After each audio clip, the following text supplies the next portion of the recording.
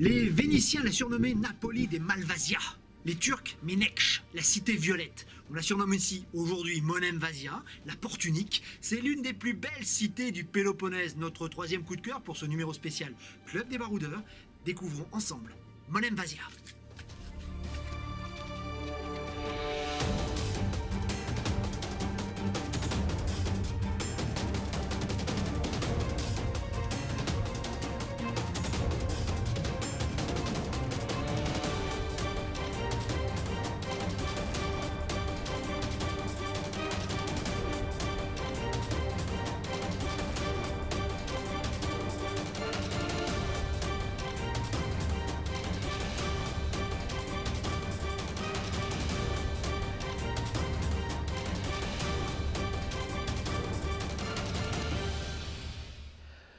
D'un point de vue géographique, Monem Vasia se situe à plus de 90 km de Mistra, d'où nous venons. Nopli est à plus de 200 km. Ce qui impressionne et ce qui fascine quand on arrive devant ce rocher, qu'on croit inhabité au premier regard, c'est son ampleur et sa taille. Imaginez un immense rocher posé dans la mer, 300 mètres de haut, 1,8 km de large. Énorme. Il n'est relié à la terre que par un pont, un seul trait d'union qui donnera d'ailleurs le nom de Monem Vasia, l'unique porte. Il rappellera aux voyageurs peut-être le mont Saint-Michel ou Gibraltar.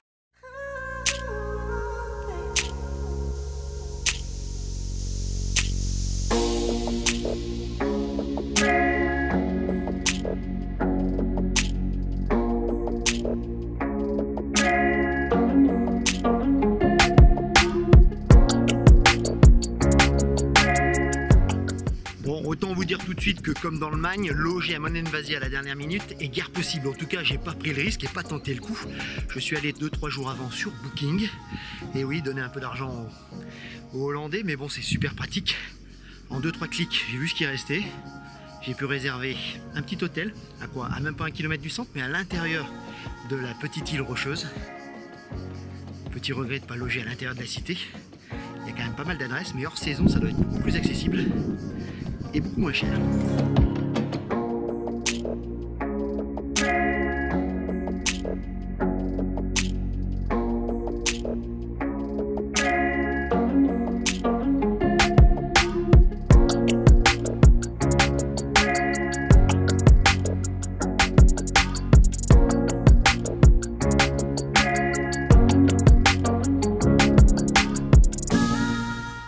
Sur le Monem Vasia, Pablos, on est au Lazaretto, à 500 mètres à peine de la ville ancienne.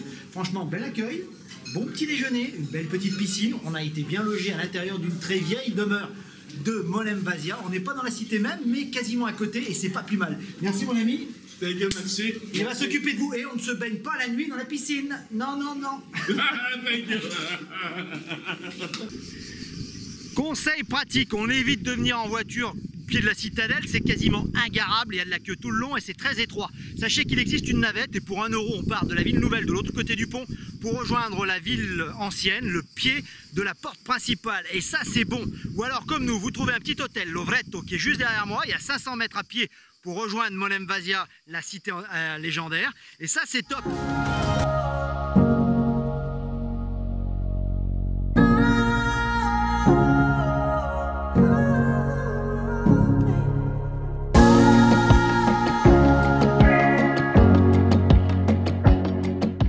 Si les murailles de Monem Vasia pouvaient parler, elles nous raconteraient des histoires de sièges, de guerre et de sang. Un peu comme à Mistra, elle en a vu passer des peuples. Dès sa fondation, les Goths d'Alaric ou les Vikings, les Normands de Sicile ont essayé de prendre la ville et sa position stratégique. Tour à tour, les Byzantins par 2 fois, les Vénitiens également, les Turcs 2 fois également, prendront cette ville et la reperdront dans la foulée. Tous veulent avoir la position de Monem Vasia. Il faut dire qu'elle est hautement stratégique, je vous l'ai dit. C'est un point d'escale obligé sur la route du Ponant, de l'Orient et de l'Occident. La principale route commerciale du Moyen-Âge. Il y a beaucoup d'argent à se faire et les peuples du monde de cette époque le savent pertinemment. En tout cas, c'est une histoire incroyable. Elle se lit dans la pierre, un peu partout dans Monem Vasia. Vous y verrez beaucoup de signes vénitiens, le lion de Saint-Marc, les cheminées ou la muraille vénitienne, hein. Quelques vestiges turcs également, tous y ont laissé une petite trace. Mais cette ville est quasiment intacte, aucune publicité, rien ne vient défigurer la magnifique Monem Vasia. Un peu trop de touristes, c'est vrai, mais si on y vient comme moi, au lever du jour ou à la tombée de la nuit, vous serez seul avec Monem Vasia, en tête à tête quasiment.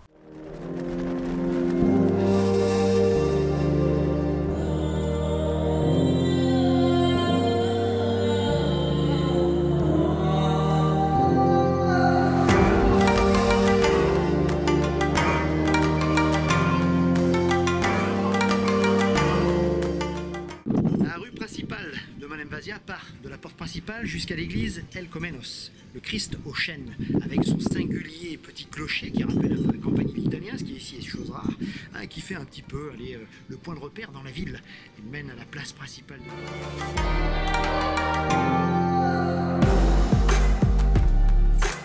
L'église Christos El Comenos est la plus grande église de la ville basse.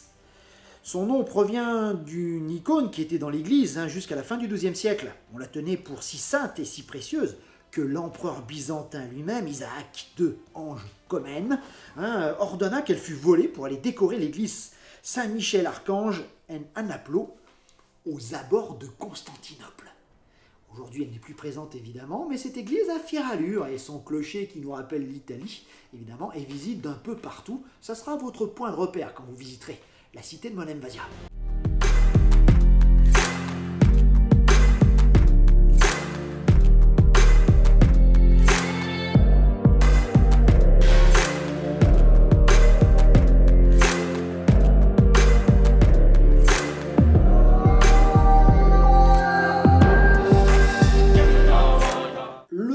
L'urbanisme de Monem Vasia est assez clair, une ville haute, inexpugnable, évidemment, le bastion imprenable, mais difficile finalement à 300 mètres de haut d'y faire du commerce et de monter beaucoup de marchandises.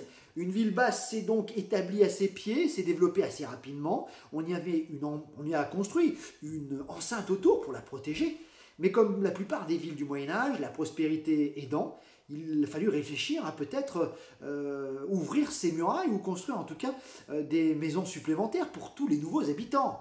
Faire une nouvelle muraille, coûteux et pas évident, ou alors construire en hauteur. C'est beaucoup plus commode et beaucoup plus pratique, moins cher aussi, et c'est ce que les habitants de Monem Vasia vont faire. Ils vont construire des bâtiments assez hauts. Quand on se promène dans la rue centrale, on lève la tête et là on sent cette rue étroite et ces bâtiments très hauts, assez rares au Moyen-Âge. Des arches, etc. Tout un système permettant aux gens de passer dessous les maisons va être mis en place. Vous allez remarquer des porches, etc. On peut passer d'une habitation à l'autre par des ponts. C'est assez surprenant et assez unique au Moyen-Âge. En tout cas, à Monem Vasia, on a choisi plutôt que d'agrandir la cité et ses murailles, plutôt de monter les maisons vers le haut.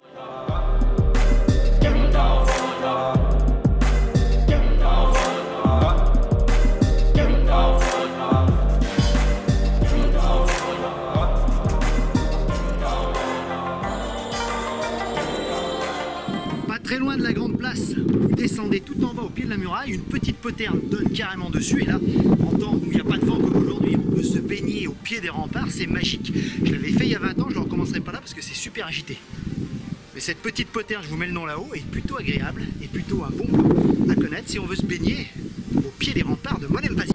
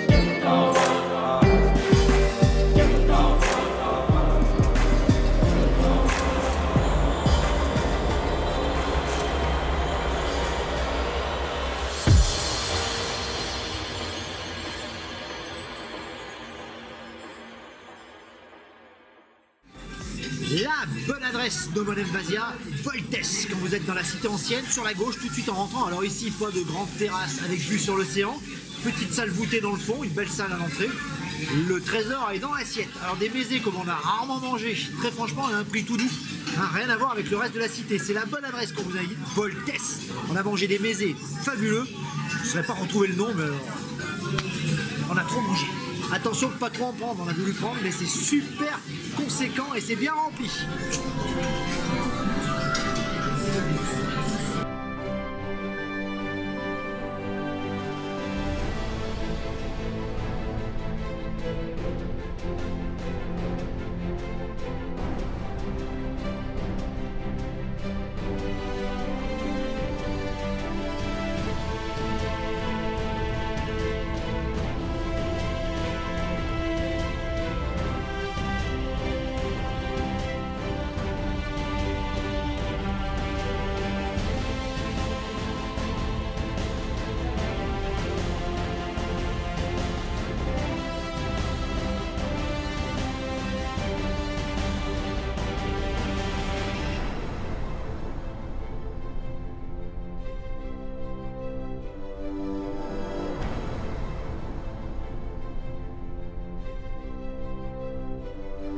Alors, bien difficile de vous donner un itinéraire précis pour visiter Monem Vasia. Il faut savoir se perdre dans le lacis de ce labyrinthe de petites venelles.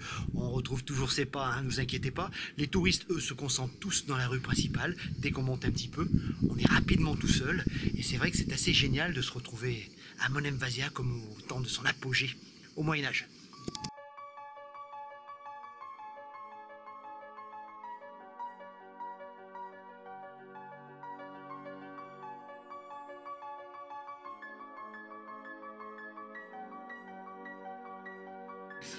Ici, pas d'enseigne publicitaire, pas de bâtiment de mauvais goût, tout a été restauré, ou presque, il y a quand même des maisons un petit peu abandonnées et en ruine, mais le reste a été restauré avec beaucoup de goût et à la mode de l'époque. On se croirait vraiment dans un village médiéval, pas de faute de goût, quasiment pas. C'est une des plus belles villes du Péloponnèse, je vous l'ai dit, c'est en tout cas mon coup de cœur. J'étais venu ici il y a 20 ans, les choses n'ont guère changé, un peu plus de touristes sans doute, mais si vous venez à 8 h du matin, Monem Vasia est à vous.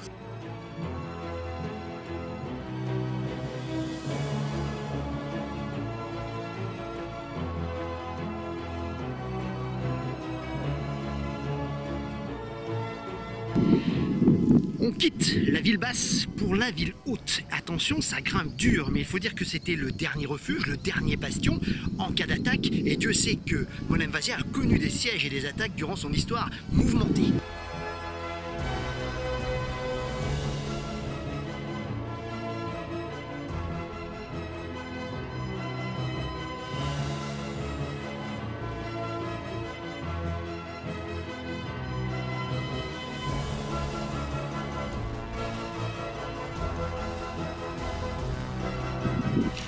La première cité de Monem Vasia a été fondée vers 583 par des sociétés qui fuyaient les invasions barbares, des Slaves et des Avars notamment, un peu comme ce qui s'est fait à Venise ou à Ravenne à peu près à la même époque.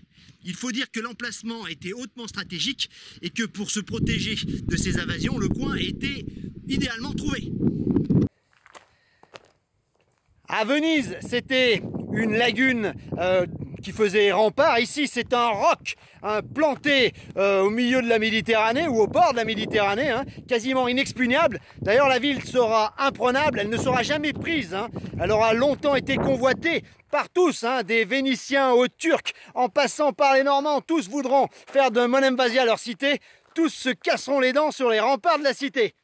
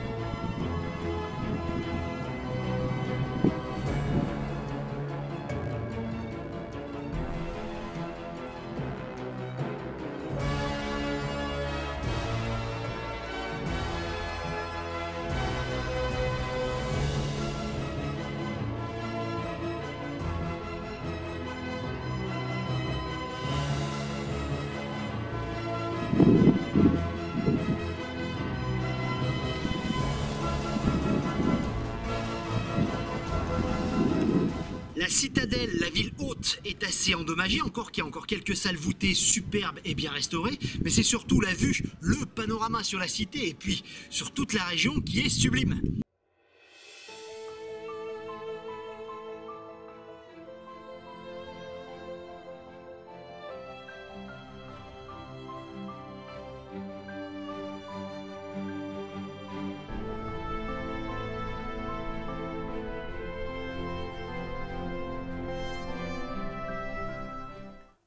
Du sommet de la ville haute, contemplant la mer au loin et les falaises en contrebas, on comprend mieux pourquoi les hommes se sont battus de façon acharnée pour ce bout de rocher du bout du monde.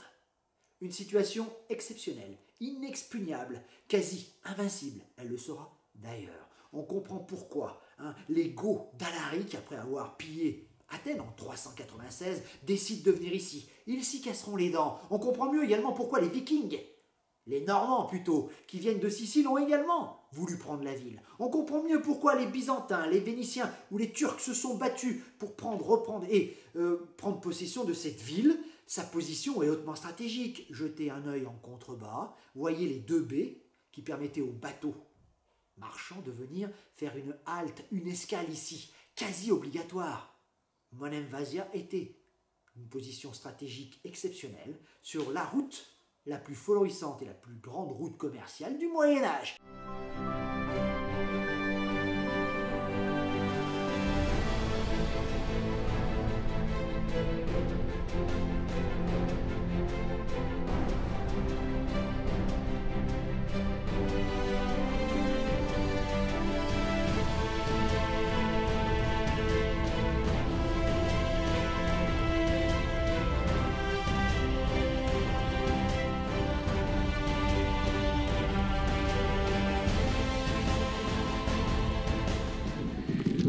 Au sommet, quelle surprise de voir surgir cette magnifique église au milieu de toutes ces ruines. Elle est quasiment intacte, sans doute fortement restaurée, mais en tout cas elle est magnifique, elle domine complètement la mer au loin et devait se voir de très loin même pour les assiégeants. Hagia Sophia, la basilique emblématique de la ville, a été fondée selon la légende par Andronique II, paléologue, empereur de Constantinople. Mais sa fondation est sans doute plus ancienne. Sachez qu'il s'agit d'un des rares exemples d'église dôme à support octogonal bâtie en Grèce entre le XIe et le XIIIe siècle, encore quasiment intacte aujourd'hui. Sa coupole, sa décoration, tout rappelle ici évidemment Constantinople.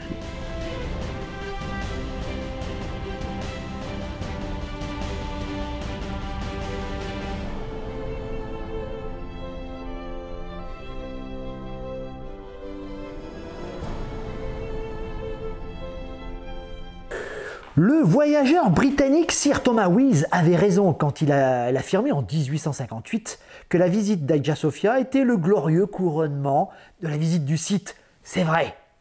On finit nous également notre visite de la ville par là. Nous nous retrouvons au sommet là-haut, devant cette basilique étonnante, mi-byzantine, en rappelant Constantinople évidemment, et Hagia Sophia là-bas, mi-vénitienne avec sa loggia assez étonnante et rare. Le reste du plateau est désertique, bien difficile d'imaginer qu'ici, autrefois habité des centaines et des centaines d'habitants, que les rues étaient étroites et bondées, que de belles maisons patriciennes et de grandes citernes avaient été construites. Aujourd'hui, tout est sous les herbes rases et jaunies par le soleil.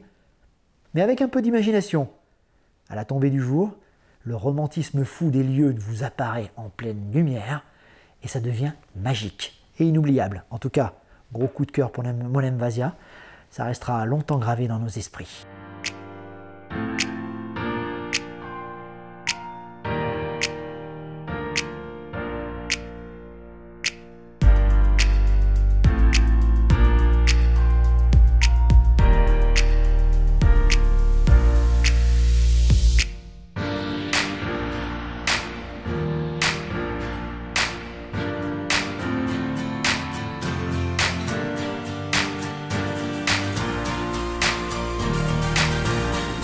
Un petit mausolée turc vient rappeler évidemment l'occupation de la cité par les Turcs ottomans.